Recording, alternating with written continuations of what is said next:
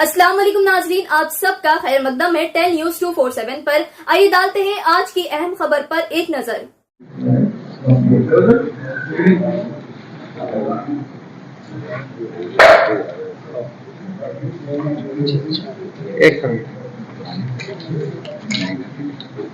सियासत के तरफ से आप लोग को मालूम है कि जैसा फलाई कामा होते हैं उसको एक नई नहज पे लेके जाने के वास्ते एक सियासत का एस हब नाम से हम एक सेंटर बना रहे हैं, जिसमें कि जो एग्जिस्टिंग काम है उसके अलावा भी जो नई जदीद ज़माने के जो तकाजे हैं उसको पूरा करने के लिए एक सेंटर बना रहे हैं, जिसमें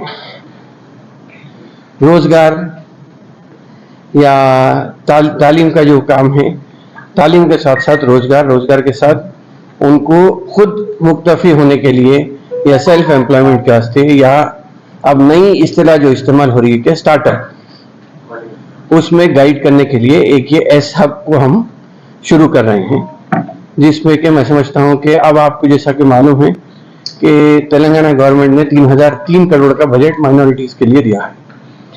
अगर माइनॉरिटी फाइनेंस कॉरपोरेशन हो या अगर सरकारी तौर पे कोई स्कीम अगर नहीं बनती है तो ये बजट वापस चले आते। तो हम यहाँ पे एक ऐसा सेंटर बना रहे हैं जहाँ पे कलेक्शन हो जाएगा, फिल्ट्रेशन हो जाएगा, उसके बाद वो लोगों को हम माइनॉरिटी फाइनेंस कॉरपोरेशन तक पहुंचाने की कोशिश करेंगे। सेल्फ एम्प्लॉयमेंट स्कीम के तहत हो या बैंक से रिलेटेड हो, कहीं पर भी उनको फाइनेंस फराहम करने की एक कोशिश है ताकि वो अपने पैरों पे खड़े हो सके। तो ये इसीलिए ये सियासत हब या एस हब का यहाँ पे सोचे हम, क्योंकि अब स्टार्टअप का जो कल्चर है वो काफ़ी तेज़ी पकड़ते जा रहा है। सेंट्रल गवर्नमेंट हो या स्टेट गवर्नमेंट हो, हर कोई स्टार्टअप को सपोर्ट करने की कोशिश कर रहे हैं। तो इसी को हम ये चाह रहे हैं कि यहाँ पे भी हमारे लोग क्यों इसमें पीछे रह जाएं। तो होगा ये कि लोग आएंगे, वो अपना आइडिया लेके आएंगे या अपना प्रॉब्लम लेके आएंगे, चाहे वो एजुकेशन से रिलेटेड हो, एम्प्लॉयमेंट से रिलेटेड हो, या फिर कोई ऐसा आइडिया लेके आता है जिससे कि हम यहाँ पे उनको गाइड करके वो आइडिया को क्यूरेट करेंगे, आइडिया को फिल्टर करेंगे, उसके बाद हम उससे किस तरीके से मदद फराहम करना है वो सोच के आगे बढ़ेंगे। तो एक किस्म से ये समझिए कि यहाँ पे हम इस सेंटर में जो टैलेंट है, ये आइडिया कैसा है मैं आपको समझा देता हूँ, उससे आप लोग बेहतर समझ सकते हैं। सियासत में एक जनरेटर है जो 250 केवीए का है। हम जनरेटर इंस्टॉल करें, जब स्टार्ट करें तो जनरेटर स्टार्ट होते 3000 आरपीएम के उससे स्टार्ट हो रहा था। होना तो 1000 पे जाना चाहिए था, लेकिन 3000 जा रहा था।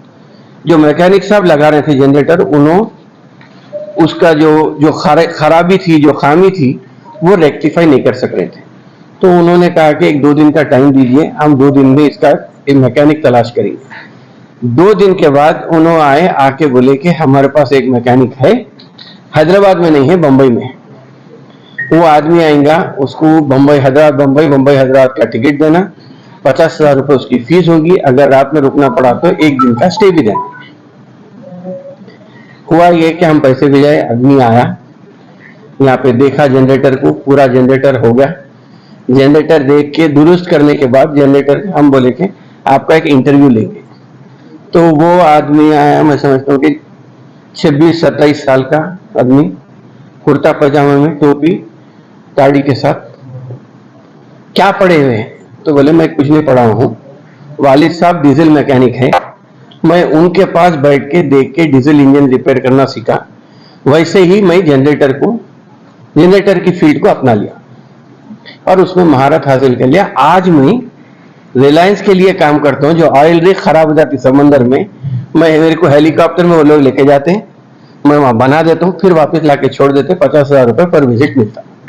तो मैं ये समझता हूँ कि ऐसे बहुत सारे लोग हैं हमारे पास, मुसलमान कौम में, पुराने शहर में रहो या कोई दूर के अजला में रहो, तो इन लोगों को तलाश करने की एक जरूरत है। ये हम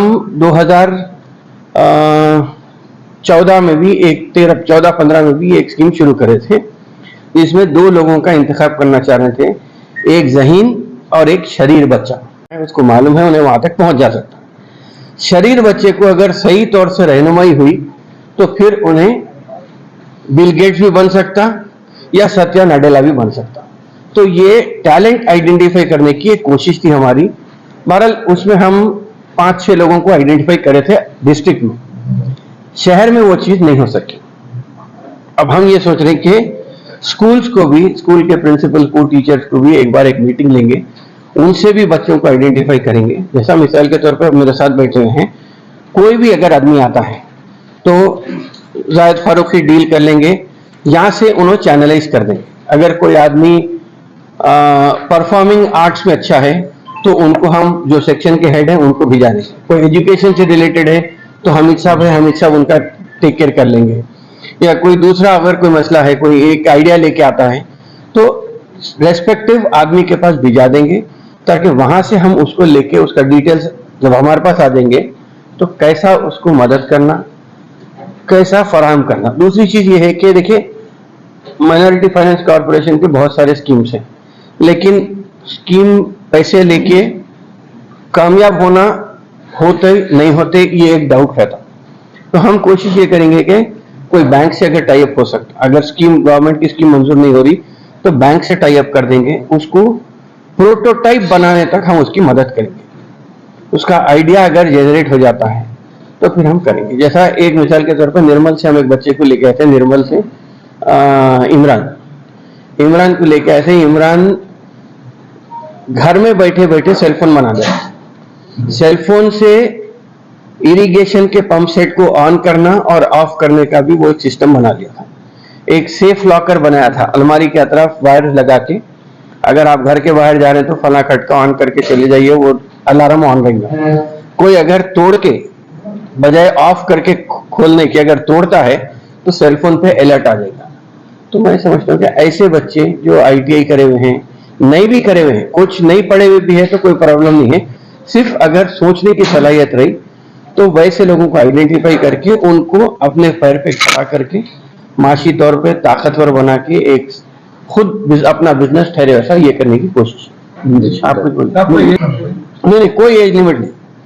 बच्चा 10 साल का भी हो सकता है, बच्चा बड़ा होके 90 साल का भी हो सकता है, खाली दिमाग में आइडिया है। एजुकेशन के बाद ये स्कूल वगैरह आजकल गवर्नमेंट से स्कॉलर इंस्टीट्यूट नहीं मिला, एसएफ की तरफ से कोई स्कॉलर्स वगैरह प्रोवाइड करने का स्कूल फी नहीं स्कूल, हाँ जी बोलिए। देखिए, स्कॉलरशिप्स हमारे चलते आ रही हैं और प्री स्कूल को भी देते हैं और पोस्ट मैट्रिक को भी देते हैं।